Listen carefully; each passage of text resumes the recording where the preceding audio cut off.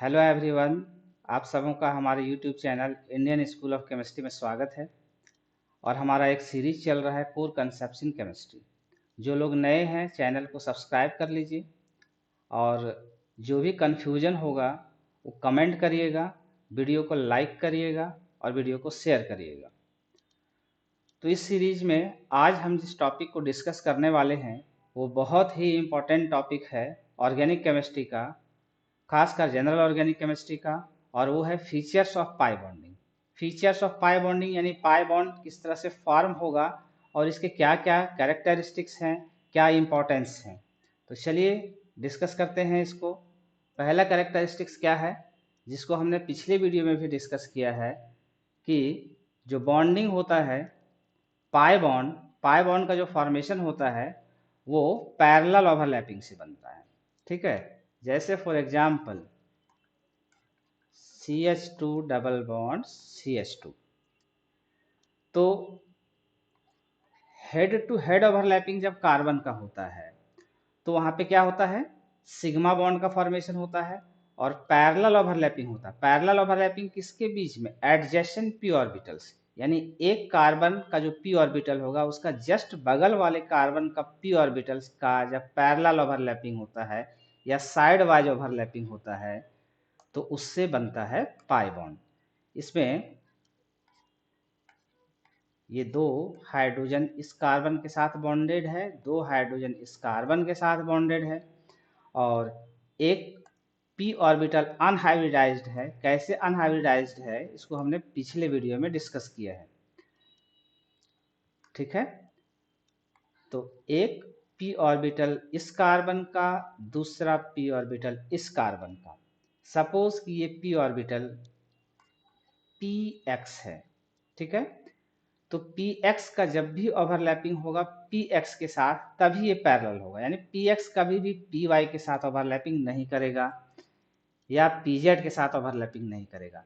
P x के बीच में overlapping होगा या पी वाई के बीच में ओवरलैपिंग होगा। ठीक है, तो इस तरह से पाई बॉन्ड का फॉर्मेशन होता है। नेक्स्ट इसका कैरेक्टरिस्टिक्स क्या है, या इसमें एक और एग्जाम्पल को डिस्कस करते हैं। बहुत ही इंपॉर्टेंट एग्जाम्पल है एलीन का। तो एलीन क्या होता है, CH2 double bond C double bond CH2। इसमें कैसे बॉन्डिंग होगा, इसका बॉन्डिंग फीचर्स को डिस्कस करते हैं।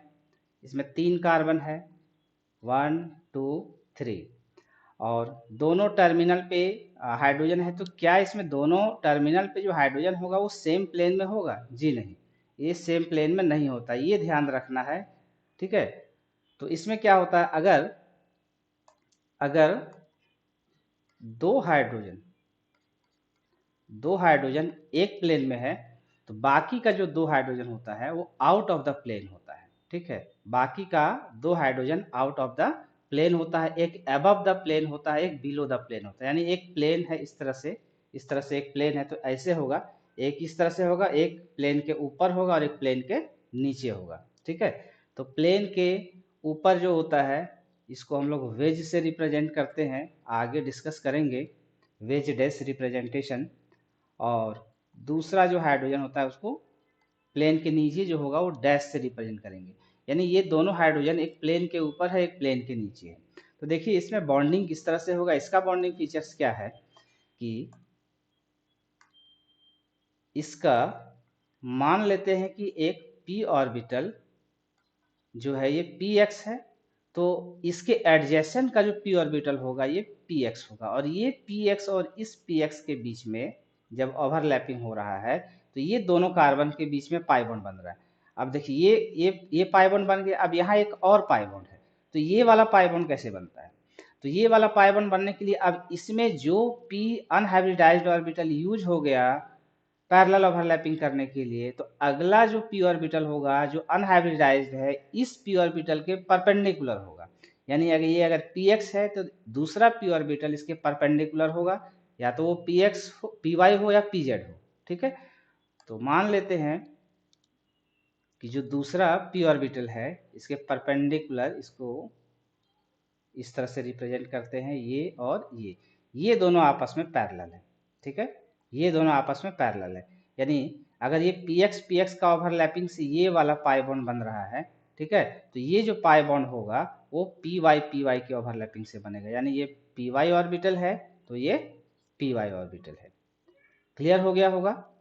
चलिए आगे बढ़ते हैं, नेक्स्ट कैरेक्टरिस्टिक्स देखते हैं कि जो कार्बन कार्बन डबल बॉन्ड होता है उसका जो रोटेशन होता है वो कंप्लीटली रिस्ट्रिक्टेड होता है। ठीक है, रोटेशन जो होता है कार्बन कार्बन डबल बॉन्ड का वो क्या होता है, कंप्लीटली रिस्ट्रिक्टेड होता है। ठीक है, कंप्लीटली रिस्ट्रिक्टेड क्यों होता है कि अगर रोटेशन होगा, अगर रोटेशन होगा तो क्या होगा,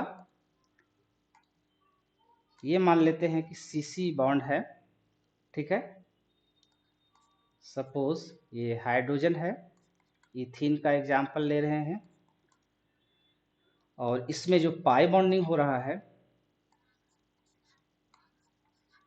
ये पी एक्स और इसको मान लेते हैं P Y, sorry P Y तो होगा ही नहीं,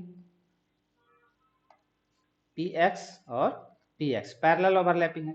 जब रोटेशन होगा, जब रोटेशन होगा तो क्या हो जाएगा, ये पी ऑर्बिटल जो होगा उसका एंगल जैसे ही रोटेट करेगा पी एक्स और दूसरा कार्बन का जो पी एक्स होगा वो सेम प्लेन में नहीं रहेगा, और जब सेम प्लेन में नहीं होगा, जब सेम प्लेन में नहीं होगा तो क्या हो जाएगा,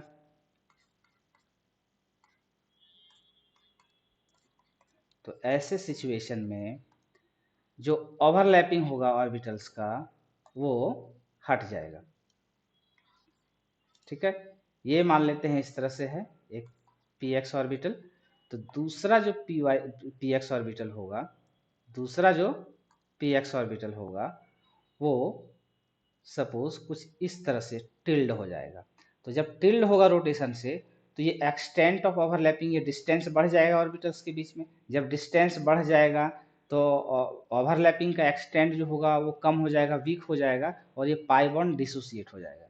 इसीलिए कार्बन कार्बन डबल बॉन्ड जो होता है वो रिस्ट्रिक्टेड रोटेशन करता है। ठीक है, नेक्स्ट कैरेक्टरिस्टिक्स देखते हैं कि इसमें जो पाई इलेक्ट्रॉन क्लाउड होता है, ठीक है, जो पाई बॉन्डिंग से जो पाई इलेक्ट्रॉन क्लाउड बॉन्डिंग होता है वो इलेक्ट्रॉन से इलेक्ट्रॉन क्लाउड होता है एक्चुअली उसमें। ठीक है, तो जो पाई इलेक्ट्रॉन क्लाउड्स होगा वो प्लेन के ऊपर और प्लेन के नीचे रहता है। ठीक है, यानी ये कार्बन कार्बन से ये बॉन्ड बन रहा है, नॉर्मल कोवेलेंट बॉन्ड है, और इलेक्ट्रॉन क्लाउड जो होगा, बॉन्डिंग जब पाई बॉन्डिंग होगा तो एक electron cloud above the plane और एक electron cloud below the plane होगा। ठीक है, तो इस तरह से इलेक्ट्रॉन क्लाउड जो होता है वो लोकेटेड कहाँ पे होता है, above the plane and below the plane. ठीक है, तो इसी वजह से इसका नेक्स्ट कैरेक्टरिस्टिक्स है, जब इलेक्ट्रॉन क्लाउड यहाँ पे है, ये इलेक्ट्रॉन हो गया, ये क्या है, इलेक्ट्रॉन्स है। ठीक है, इलेक्ट्रॉन्स है यानी नेगेटिवली चार्ज इलेक्ट्रॉन क्लाउड है, और जब नेगेटिवली चार्ज इलेक्ट्रॉन क्लाउड होगा तो जब भी कोई रीएजेंट अटैक करेगा, आगे मैकेनिज्म में हम लोग डिस्कस करेंगे आगे के वीडियो में, कि जब भी कोई अटैकिंग रीएजेंट होगा तो अटैकिंग रीएजेंट क्या होगा, क्योंकि यहाँ पे इलेक्ट्रॉन या नेगेटिव चार्ज बहुत ज़्यादा है, तो जो भी यहाँ पे अटैकिंग रिएजेंट होगा वो इलेक्ट्रॉन डिफिशियंट स्पेसिस होगा, जिसको हम लोग इलेक्ट्रोफाइल्स कहते हैं। ठीक है, तो जो अटैकिंग रिएजेंट होता है वो अटैक करेगा above and below the plane. Attacking reagent कहाँ अटैक करेगा, above and below the plane.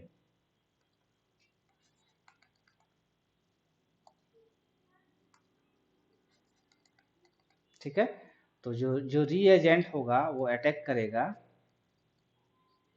Reagent plane के ऊपर और प्लेन के नीचे अटैक करेगा। ठीक है,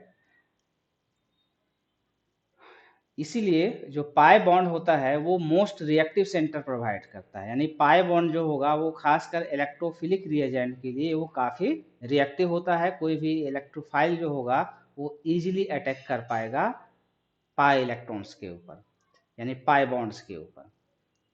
ठीक है,